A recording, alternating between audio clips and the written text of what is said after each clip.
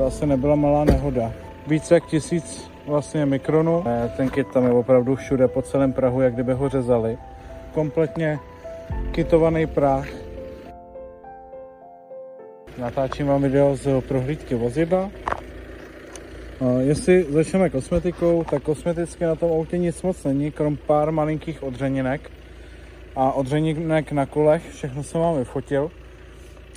Za mě asi jako blbá věc je tady kompletně kitovaný prach. Kit je odsud a je celý prach kitovaný, úplně celý. A je to včetně jako vnitřní hranky. Včetně této hranky, tak tam je taky kit.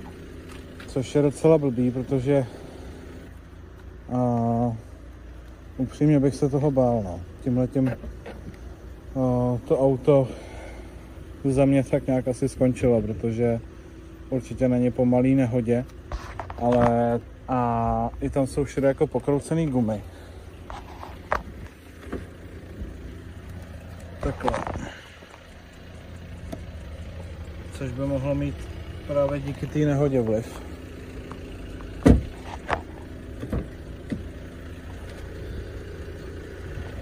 No a celý prach je kit. Úplně celý. Prostě více jak 1000. Všude více jak 1000. Více jak 1000 mi to neměří, takže víc nevíme, kolik tam je, ale je tam hodně kitu. Jinak tato strana komplet celá lakovaná. Blatník, oboje dvoje dveře, ale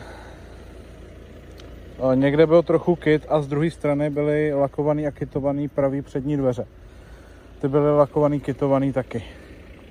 Každopádně tady prostě někdo evidentně uříz ten prach, celý to navařil asi nový a plus to ještě překitoval, těžko říct, ale je tam všude více jak 1000. I když tam je takový ten hrbolec, tak ten ukazuje kolem 400 a tady to ani nenaměřím. Z druhé strany jo, samozřejmě. Jinak, pneumatiky. Taková zvláštnost, nebo zvláštnost, asi ne, ale jsou z roku 2021 a už jsou takový světý. Jsou zhruba 3 mm plus minus. Jinak přední i zadní brzdové destičky jsou na výměnu. Tadyhle jsou oškrábaný ty kola. Jinak jako hezký model Audiny. Dobrá motorizace, čistý vejfuk, takže DPF by mělo být v pořádku. To je špína, to je v pohodě. Tadyhle byl celý ten bok lakovaný, úplně kompletně celý.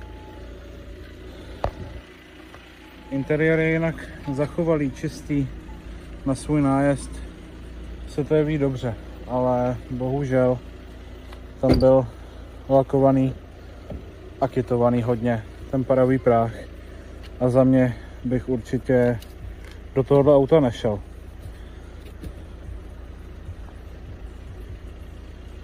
Je to automat A4, 2 litr, 140 kW biturbo, dobrý motor, 2016 rok. Nevypadá to určitě špatně to auto, no. Ale za mě určitě ne, kvůli tomu prahu, bohužel.